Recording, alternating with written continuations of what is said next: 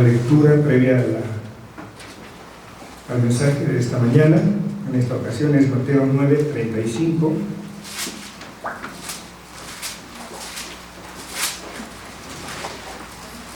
Va a ser del 9:35 hasta el versículo 20 del siguiente capítulo, del capítulo 10. Mateo 9:35 hasta el 10:20. Vamos a ponernos de pie. Vamos a leerlo de forma alternada.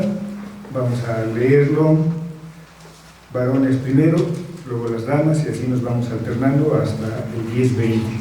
Mateo 9:35 inicia así: Recorría Jesús todas las ciudades y aldeas, enseñando en las sinagogas de ellos y predicando el evangelio del reino y sanando toda enfermedad y toda dolencia en el pueblo. Y al ver las multitudes tuvo compasión de ellas, porque estaban desamparadas y dispersas como ovejas que no tienen pastor. Entonces dijo a sus discípulos: a la verdad la mies es mucho, mas los obreros pocos. Rogad pues al Señor de las mies que envíe obreros a sus mies. Entonces, llamando a sus 12 discípulos, les dio autoridad sobre los espíritus inmundos para que los echasen fuera y para sanar toda enfermedad y toda dolencia. Los nombres de los 12 apóstoles son estos: primero Simón, llamado Pedro, y Andrés su hermano, Jacobo hijo de Zebedeo y Juan su hermano, Felipe, Bartolomé, Tomás, Mateo el publicano, Jacobo hijo de Alfeo, Lebeo por sobrenombre Tadeo, Simón el cananista y Judas Iscariote, el que también le entregó. A estos 12 envió Jesús y les dio instrucciones diciendo: por camino de gentiles no vayáis, y en ciudad de samaritanos no entréis, Sino ir antes a las ovejas perdidas de la casa de Israel. y yendo predicar diciendo: el reino de los cielos se ha acercado. Sanad enfermos, limpiad leprosos, resucitad muertos, echad fuera demonios. De gracia recibisteis, dad de gracia. No os proveáis de oro, ni plata, ni cobre en vuestros cintos, Ni de alforja para el camino, ni de 2 túnicas, ni de calzado, ni de bordón, porque el obrero es digno de su alimento.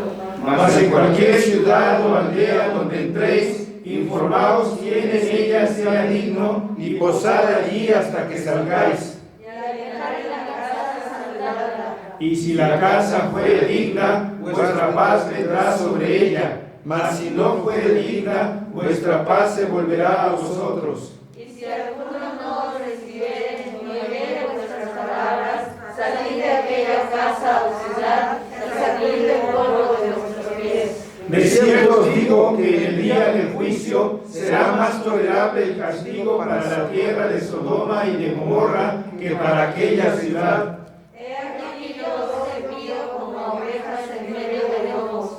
Sed pues prudentes como serpientes y sencillos como palomas. Y guardaos de los hombres, porque os entregarán a los concilios y en sus sinagogas os azotarán. Y aún ante gobernadores y reyes seréis llevados por causa de mí, para el testimonio a ellos y a los gentiles. Mas cuando os entreguen, no os preocupéis por cómo o qué hablaréis, porque en aquella hora os será dado lo que habréis de hablar, porque no sois vosotros los que habláis, sino el Espíritu de vuestro Padre que habla en vosotros. Amén.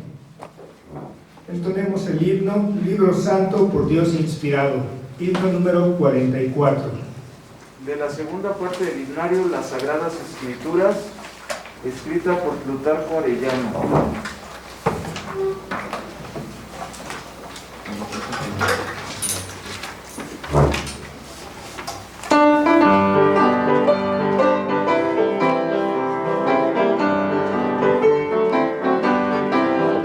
Libro santo por Dios inspirado, manantial de verdades eternas, has venido a romper las cadenas del pecado, ignorancia y temor. Tú nos hablas de regias naciones, de un destino feliz más allá. manifiesta la vista nos pones, lo que el santo a su Dios le dará. Es perfecto el mandato divino, rectamente encamina las almas al pequeño a que tú tanto amas, tus preceptos lo hacen crecer. Así gozo perfecto le has dado al mortal que tú salvas de Dios. Galardón inmortal has logrado, de que fiel tu mandato guardó.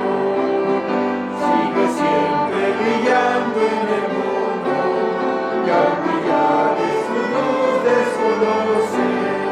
Hay que fin que te crees que ellos gocen, que en el mundo te haré circular. Dios bendito festeja mi mente para ver tu perfecta bondad. Has grabado por siempre obediente, alabando tu excelsa bondad.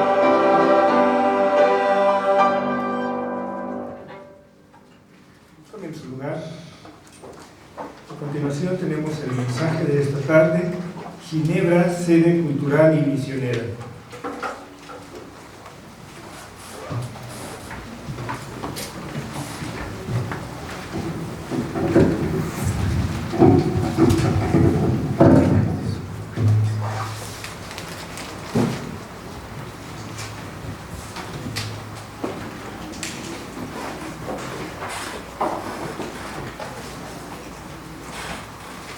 Buenos días, hermanos.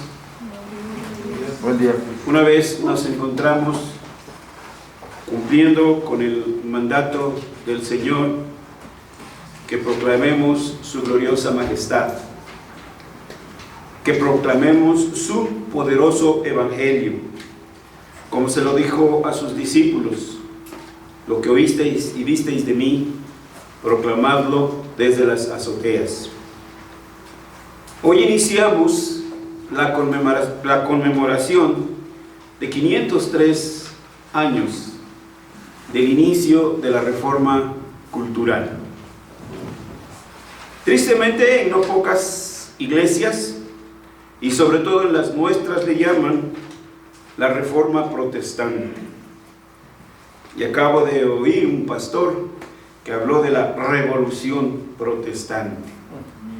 No, es tremendo, hermanos, cómo hemos variado, cómo hemos cambiado. Llamados somos a proclamar las virtudes del Señor, como dice el apóstol Pedro, su potencia, su bondad. La providencia de Dios es una de las manifestaciones de la soberanía de Dios en todas las esferas y el control del mundo. Y eso es precisamente lo que su iglesia debería de hacer. Ese debe ser un mensaje que debe de pesar sobre nuestros hombros, sobre nuestro corazón. Como el decir de los profetas, sentían la carga. De hecho, en algunas versiones antiguas decían, carga de Jehová. Doxología, por ejemplo, uno de los significados de esta palabra significa llevar peso sobre los hombros, el peso de la fama del Señor, el peso del prestigio del Señor, de su gloriosa majestad. Todo eso es algo que llevamos en los hombros, y por eso entonces Pablo decía, pues si anuncio el evangelio, no tengo por qué gloriarme, porque me es impuesta necesidad. El Señor nos ha llamado para ser sus voceros, sus heraldos. Y termina este versículo diciendo, y ay de mí si no anunciare el evangelio. Vamos a orar. Buen Dios y Padre nuestro, estamos reunidos, convocados por tu Espíritu Santo y por el consistorio que has dejado el encargo, Señor, de presidir la adoración de tu iglesia. Y por eso estamos aquí reunidos, para adorarte, para proclamar tu gloriosa majestad y para proclamar tu poderoso evangelio. Queremos pedirte que tu Espíritu Santo tome posesión de la totalidad de nuestras vidas, para que nuestros corazones sean abiertos por el poder de tu evangelio, que nuestras vidas sean sacudidas, estremecidas, conmovidas, y no solamente eso, sino transformadas, con un deseo vehemente de proclamar tu gloriosa majestad. Abre nuestros ojos, abre nuestro entendimiento, para que podamos conocer tu voluntad, para que la podamos entender, y muévenos, oh Señor, para vivir siempre haciendo tu voluntad. En el nombre de Jesús oramos. Amén. Amén. El título puede parecer un poquito como que fuera de contexto para nosotros. Ginebra, sede cultural y misionera. Porque para nosotros pareciera ser que no tiene relación la academia de las universidades con la tarea misionera. Para nosotros hoy en día, pero no para la iglesia reformada, como lo veremos a continuación. Quiero confesar que este título no es mío. Yo había planeado otro, pero es precisamente uno de los capítulos introductores de uno de los escritores que han hablado sobre el tema que hoy nos ocupa, los mártires de Guanabara en Brasil. Y así comienza: Ginebra, sede cultural y misionera, porque tiene su conexión el testimonio evangelístico y misionero en Brasil con Ginebra, y lo veremos de qué manera. Como decía al inicio, estamos conmemorando los 503 años del inicio de la reforma cultural en Europa, y que comenzó por una reforma de la visión escritural de la salvación, para después extenderse en el concepto bíblico de la iglesia, el Estado y otras esferas de la vida social. Los reformadores del siglo XVI, a partir de la Escritura, replantearon el concepto de la verdadera iglesia. Como da testimonio de ellos Guido di Bres, las marcas de la verdadera iglesia: la predicación pura del evangelio, la administración pura de los sacramentos, tal como los instituyó Cristo en el ejercicio de la disciplina cristiana.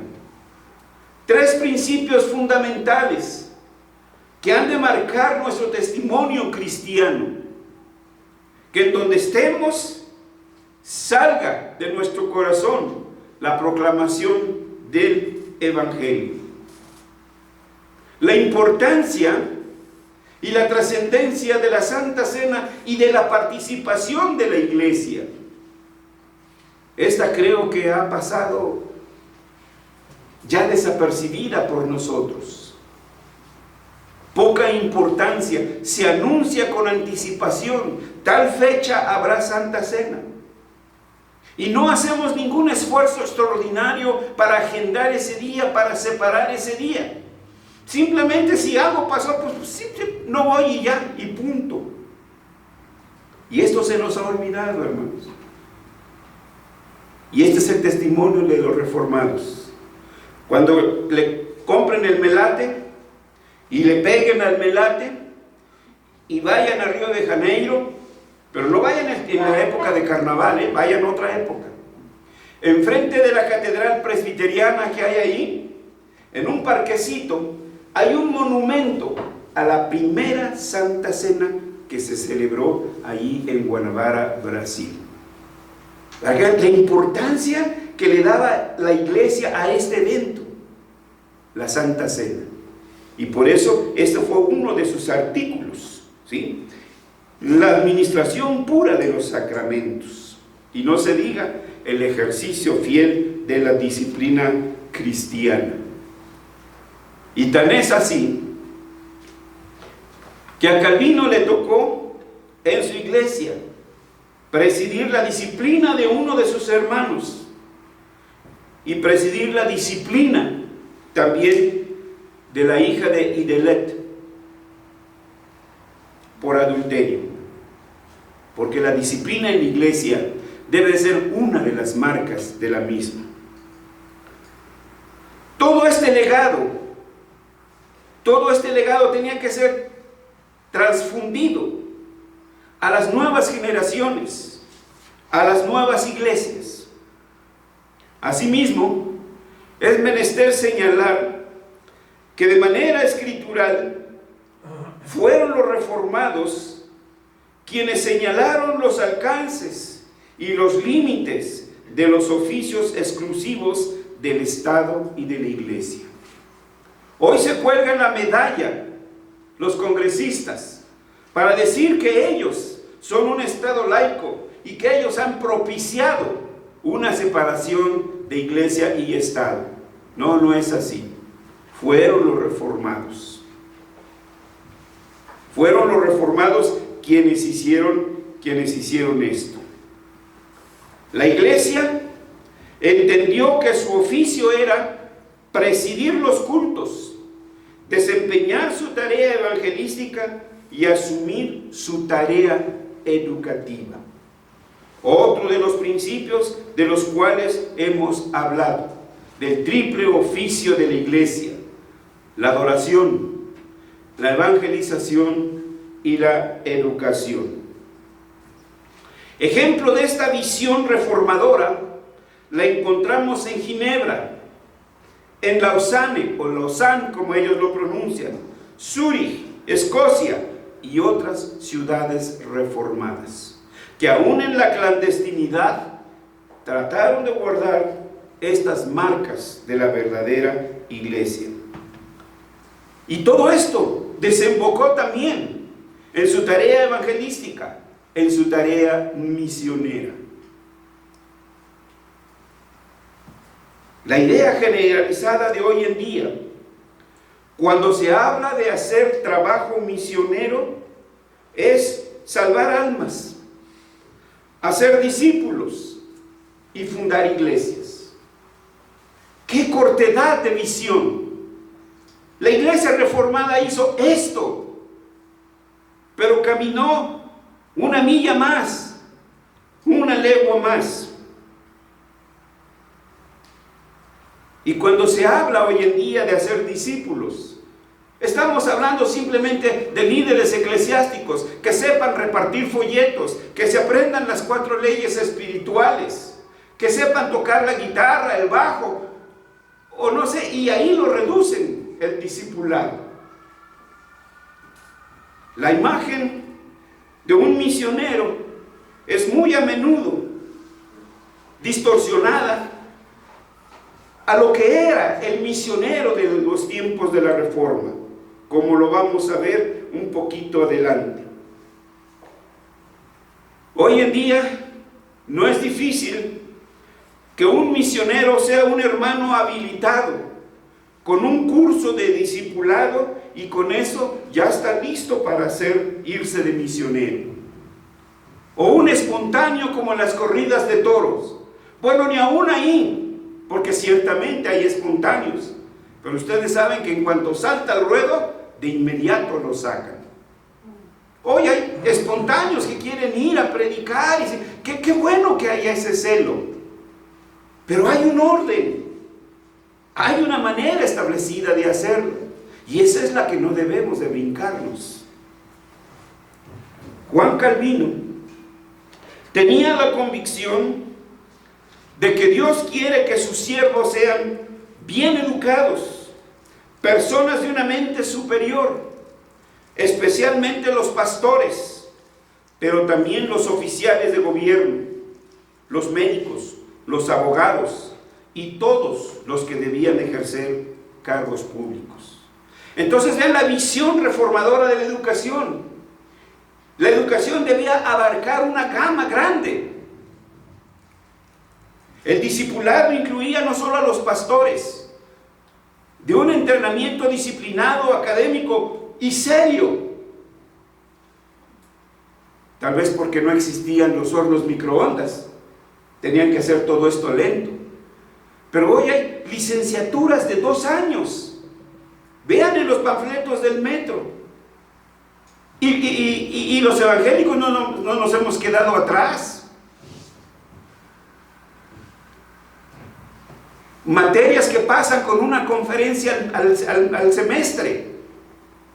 Y ya pasaron teología, ya pasaron historia. Es tremendo, hermano. Es una crítica que un mismo americano, Morris, le hace a su propio país. La edad de la síntesis, la edad de la googlemanía. El entrenamiento aquí era serio para todos y no estaba separado, era uno solo. Para admiración de toda Europa, como escribe Thea Van Halsema, Ginebra levantó su primera universidad. Cada uno de sus habitantes sacrificó una parte de lo que tenía. La esposa de un panadero solamente pudo dar el equivalente a 10 pesos. Por otra parte, un impresor donó la mayor parte de sus riquezas. Y así todos los ciudadanos, cada uno dio como propuso en su corazón. Incluso algunos moribundos en su testamento dejaban algo para la universidad.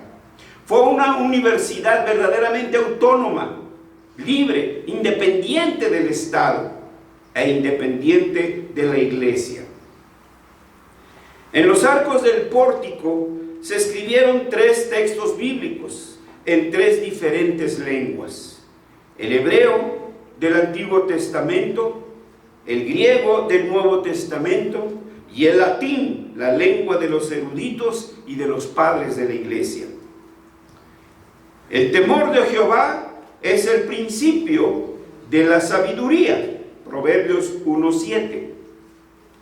Pero lo que escribía ahí, y que también está correctamente traducido, era: el temor de Jehová es el principio del conocimiento.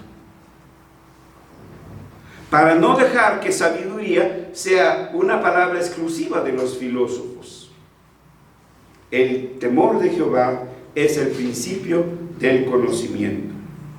La segunda cita: Cristo nos ha sido hecho conocimiento de Dios, 1 Corintios 1:30. Y la tercera cita: la sabiduría que es de lo alto es primeramente pura, pacífica y llena de buenos frutos. Es decir, llenas de obras, llenas de trabajo. El testimonio de ese trabajo científico eran las obras. Con esta visión de la preparación de una nueva generación, porque eso es lo que debe de ver un líder. Un líder debe de ver su sucesor, debe mirar hacia adelante. ¿Quién va a tomar su puesto? Y no un dictador que procura amarrar su puesto. Que el pueblo decida si quiere que siga siendo presidente. Las encuestas me salen favorables. Pues el pueblo dijo que puedo seguir siendo presidente y yo pues escucho la voz del pueblo.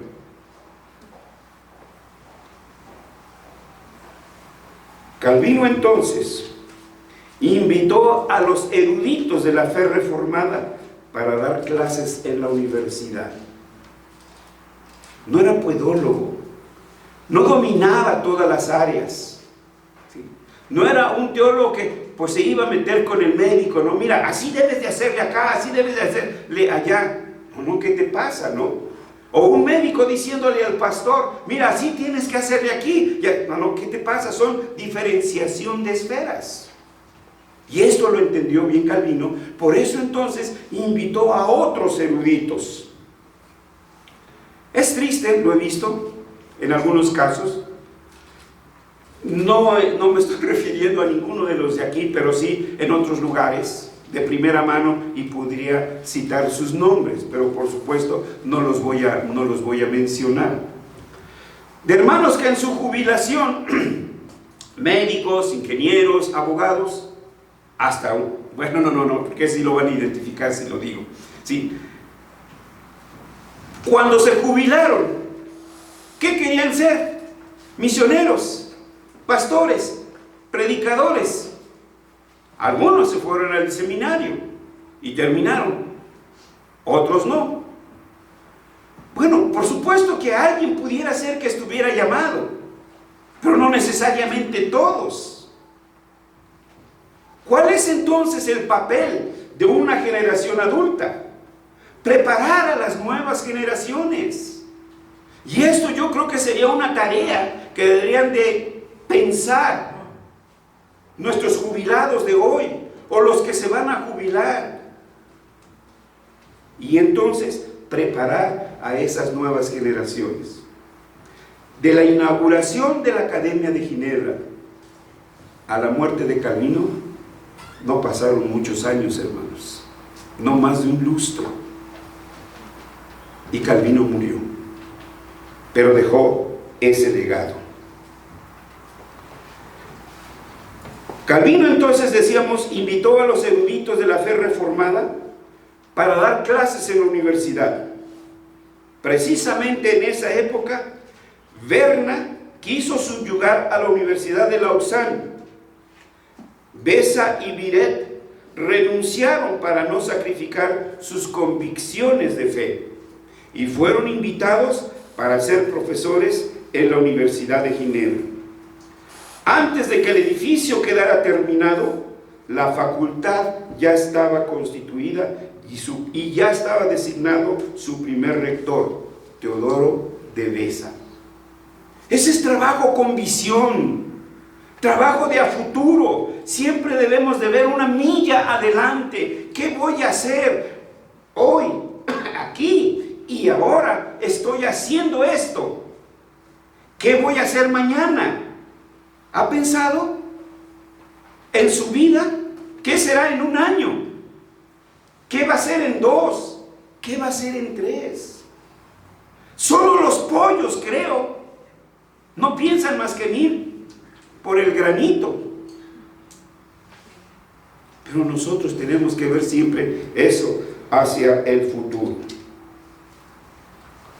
Ginebra, con este hecho y cada uno de los eventos que se realizaron en esa ciudad, se había convertido en el cuartel general de la fe reformada.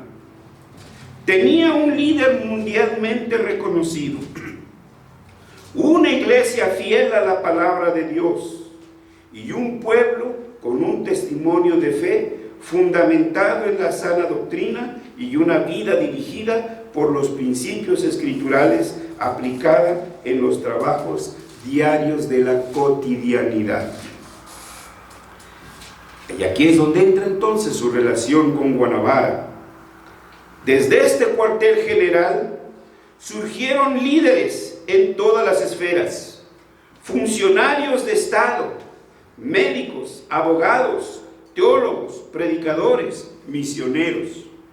Se dice, por ejemplo, que llegó y le iba a decir dientólogo, pero no es dientólogo, ¿verdad? Pues ya no sé si es dentista u odontólogo. ¿Qué es? Las dos cosas. Bueno, vamos a dejarle las dos cosas. Llegó a Ginebra. Inmediato el consejo. Tus credenciales de odontólogo. ¿Y quién creen que fue el conejillo de Indias? Calvino. ¿Sí? Calvino. Entonces, vean, tomaban en serio cada una de las profesiones. Y no era simplemente buscar, no me interesa la universidad, lo que me interesa es graduarme, punto. No me interesa cuántos años son, si son 2, pues mejor, ¿sí? Etcétera. Entonces, era una vida congruente entre el hacer y el creer, entre el creer y el hacer. Este cuartel general se encargó de preparar funcionarios de Estado, médicos, abogados, teólogos, predicadores y misioneros en la universidad, no en el seminario. Los seminarios surgieron después. Yo he dicho que los seminarios son el pecado de los presbiterianos. Calvino En una carta dirigida a un amigo comentó: muchos jóvenes me asedian, tocan a mi puerta, solicitando ser enviados como misioneros. Y a veces les recuerdo lo peligroso que es ser misionero en muchas de las ciudades. Los misioneros son muertos por el fanatismo del pueblo, pero nada puede detenerlos. El mismo rey de Francia envió una carta con una queja y además una advertencia para Ginebra. Todos los predicadores herejes que aparecen en Francia vienen del cuartel general protestante de Ginebra. Pero no eran misioneros habilitados, espontáneos. Eran graduados de la Academia de Lausanne y de la Academia de Ginebra. Pero a pesar de las persecuciones y martirios de los misioneros enviados a Francia, en mayo de 1559, la Iglesia clandestina reformada celebró su primer sínodo nacional de París. No los paró una pandemia. En el anonimato, en la clandestinidad, ellos siguieron trabajando hasta formar su sínodo general. No les importó la orden presidencial, la orden del Estado. Ellos sabían cuál era su tarea. Al mismo tiempo que los miembros de esa iglesia reformada sufrían torturas y muerte, la Iglesia Reformada de Francia se organizaba y adoptaba el modelo del gobierno eclesiástico de Ginebra, que en sí no era otra cosa que el modelo de la Iglesia del periodo de los apóstoles, el presbiterado, el que hoy conocemos como consistorio, el gobierno eclesiástico constituido por el pastor y los ancianos gobernantes. En este mismo año de 1559, en que fue erigida la universidad, la Academia de Ginebra, en que se organizó el Sínodo General Reformado de Francia, en este mismo año, la edición final de la institución de la religión cristiana salió de la imprenta y se difundió por todas las iglesias reformadas de Europa.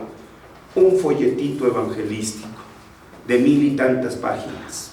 ¿Sí? Falta tiempo y espacio para comentar que la práctica profesional de la medicina, la odontología, el arte, las relaciones iglesia-estado no eran ajenas a la dirección de las Sagradas Escrituras. Y así, Ginebra vino a ser una sede cultural y evangelística. Este trabajo de la universidad entonces impactó también en Francia, donde surgieron los hugonotes, los llamados hugonotes de Francia o los reformados de Francia. Como sucedió años más tarde con Inglaterra, con la otra parte de Europa, que tuvieron que salir los llamados pilgrims, huyendo para tener libertad de adoración. Francia entonces también, los hugonotes, empezaron a buscar lugares de refugio donde ellos pudieran vivir su fe y aplicar su fe. Y es así que entonces una expedición salió a Brasil y llegó a la bahía de Guanabara, en Río de Janeiro, o Río de Janeiro, como hoy dirían algunos.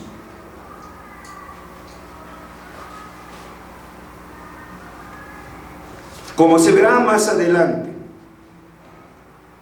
estos pobladores que llegaron allí buscando ese refugio para los hugonotes entendieron que no podían solos, que somos hombres de comunidad, que somos hombres de pueblo, que necesitamos vivir en comunidad, que necesitamos trabajar como pueblo y no como el llanero solititito.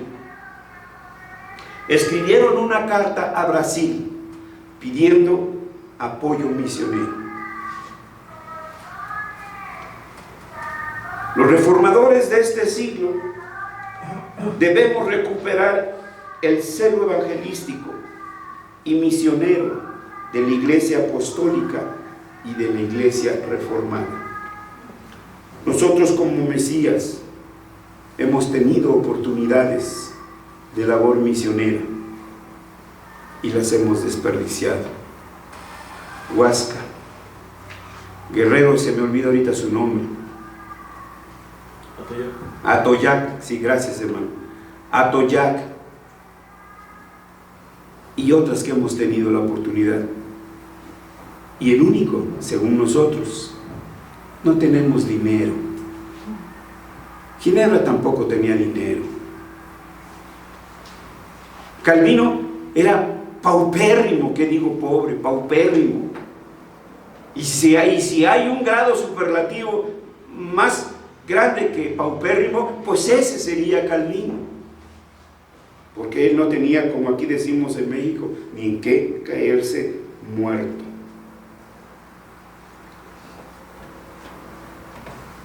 Tenemos que borrar esa imagen actual de la misionología, de simplemente llegar y hacer convertidos y edificar una iglesia. Sí, por supuesto que son cosas que deben de hacerse. Pero en México, y mismo la iglesia presbiteriana, no comenzó con escuelas presbiterianas, con iglesias presbiterianas, comenzó con escuelas. La labor de Melinda Rankin tiene mucho que ver con la erección de la iglesia presbiteriana en México. Ella se preocupó por los niños tejanos que habían sido despojados de su tierra y que ahora Texas era de América. Digo, sí, pues de Estados Unidos de América. Y algunos, oriundos de Texas, no quisieron venir a México, se quedaron. Entonces pasaron a ser alienígenas ahí, fuera de los programas sociales, fuera de la educación. Pero hubo cristianos que se les conmovió las entrañas, maestros que salieron a darle educación a estos niños abandonados. Como eran maestros cristianos, obviamente no podían esconder su fe, y el resultado de estas escuelas era una iglesia. Bueno, hemos hablado ya en otras ocasiones de Melinda Rankin, de cómo funcionaron las escuelas y etcétera.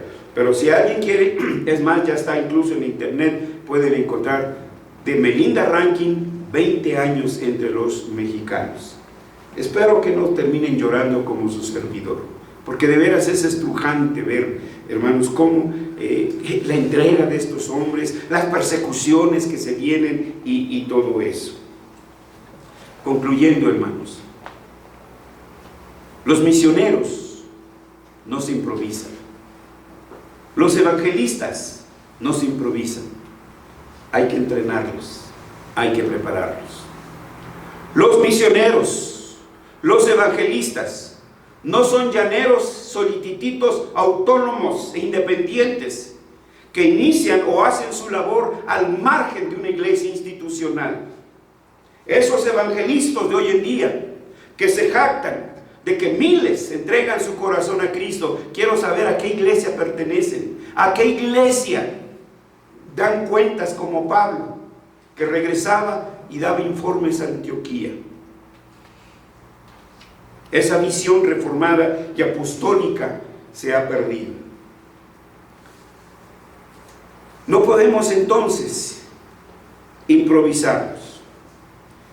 Quiero terminar mencionando a los llamados mártires de Lyon, Francia, que fueron sacrificados en Francia precisamente por su labor misionera. Ellos eran Marcial Alba, Y como dirían en las exequias de los militares, ¡presente! Pedro Escribão, Charles Fabre, Pedro Navieres, Bernard Seguin, quienes en abril de 1552, estos jóvenes franceses retornaron a su patria para evangelizarla. Pero, quiero acotar, fueron preparados como ministros de la palabra y misioneros en la Escuela Teológica de Lausanne, Suiza. Y no es el único ejemplo. Un evangelista, un misionero, tiene que ser un teólogo, un egresado de una escuela teológica, debidamente entrenado, debidamente preparado para ejercer esta tarea, que no es precisamente el pastorado, es otra área de la teología. Los misioneros que vinieron aquí en México, presbiterianos, eran egresados de seminarios. Simon Tom, que llegó a Brasil, egresado de Princeton. Los que vinieron aquí, egresados de Princeton. Así que este es el reto para nuestros jóvenes hoy.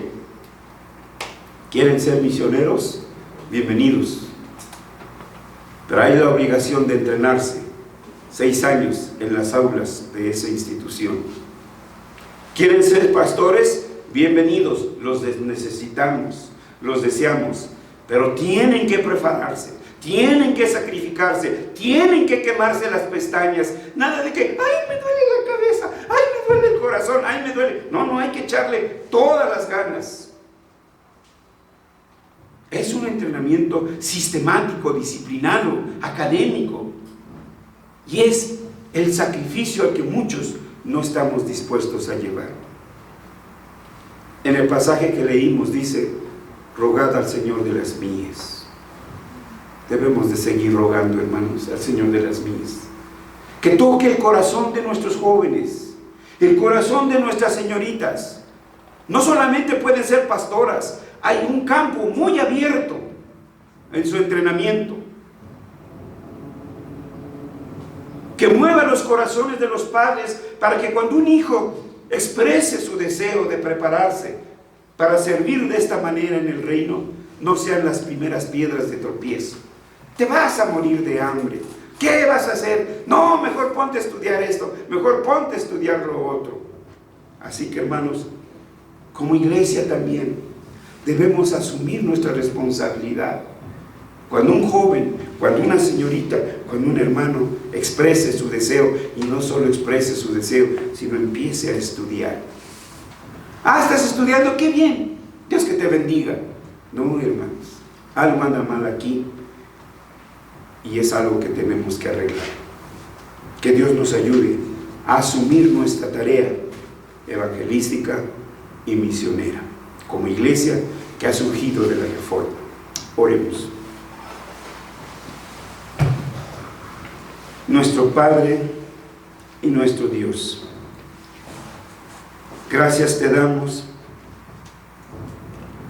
porque tu palabra se ha cumplido como dijo el profeta: mi palabra no volverá a mí vacía. Tú, Señor, has sido fiel a tu pacto, fiel a tu pueblo, y generación a generación has levantado hombres con celo profético, has levantado hombres con celo misionero que han proclamado el poderoso evangelio. Señor, concédenos que también ese celo, ese anhelo sea sembrado por tu Espíritu Santo y tu palabra en nuestros corazones, y que nos convirtamos y que nos convierta, Señor, en una iglesia evangelística y misionera.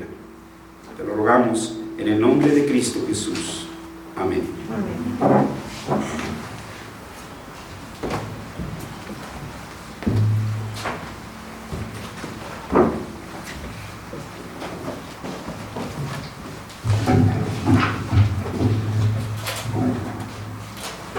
Vamos a entonar el himno 282, es el tiempo de la siembra.